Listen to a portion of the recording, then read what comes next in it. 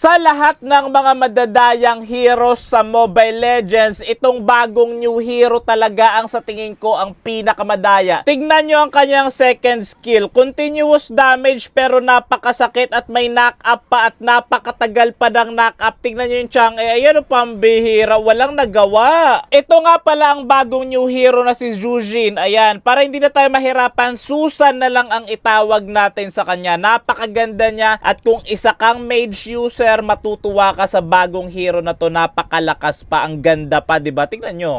Naglaro ako sa advanced server para subukan ang bagong new hero na si Susan at talagang napakalakas niya. Kahit early game pa lang masakit na talaga siya. Yung second skill niya at saka yung ultimate, napakadaya talaga. Lalong-lalo na yung second skill niya talaga. Ang daming magagawa dito sa second skill na napakahirap para sa kalaban na siya ay talunin. Tignan mo naman yung nagagawa ng ultimate at second skill nito ni Susan. Kaya makipag 1v1 sa dalawa kahit gawin mo ng tatlo dahil nandito na rin si Melissa. Ayan, tignan nyo na mabuti. Mahirap para kay Melissa na abutin si Susan dahil sa second skill ni Susan na napakalayo. At tuloy-tuloy rin kasi may knock-up pa yung second skill niya. Mahirap para sa ibang mage makipagsabayan dito sa bagong new hero na si Susan dahil napakadaya talaga ni Susan. Kapag nakuha rin ni Susan ang Pandora's Box, napakasakit na talaga ng damage niya. Kaya niya talaga mag-outplayed ng kalaban. Tingnan nyo, hinahabol na tayo ng dalawa dito. Habol rin yung Layla nila dyan. Bali, tatlo na sila naghahabol sa akin.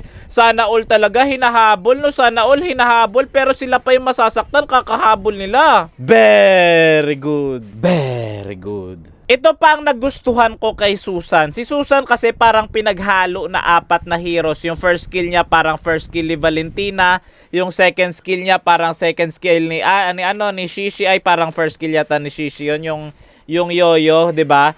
Na masakit na Yoyo. Tapos yung ultimate niya naman parang kagaya kina Odette at Alice. So apat na hero pinagsama-sama kaya ito ang naging resulta. Sobrang lakas talaga at sobrang daya ni Susan. Sinubukan ko rin dito kung pwede siya habang naka-frozen ay makagamit ng skills, lalong-lalo na yung second skill niya. Pero ayan, naka-frozen ako pero hindi nagagamit yung second skill niya.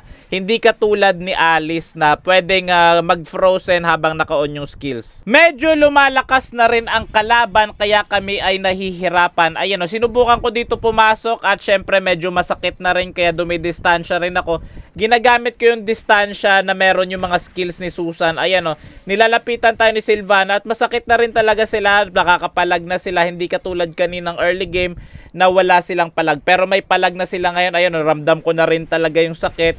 Marurunong rin yung kalaban namin kahit papaano. Marurunong sila. Kaya ako ay mabubura ni Melissa. Hindi rin pwede na wala tayong bawi dito kay Melissa. Ayan pinasok ko na sila tinatangke ko lahat ng damage at kamuntikan pa ako dito. Ayan tumatakbo na sila. Apat yung bagsak, tumatakbo na rin si Melissa. Syempre habulin namin yan. Hindi pwedeng wala akong bawi dyan. Ayan papalag pa siya. Akala mo makakatakas ka. Syempre makakabawi ako dyan.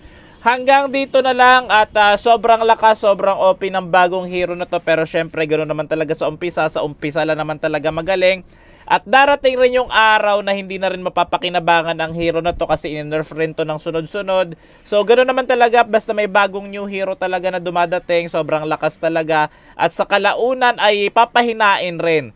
Kaya dapat practicein nyo na to si Susan at gamitin kapag lumabas sa original server kasi malakas pa kapag nilabas ito sa original server.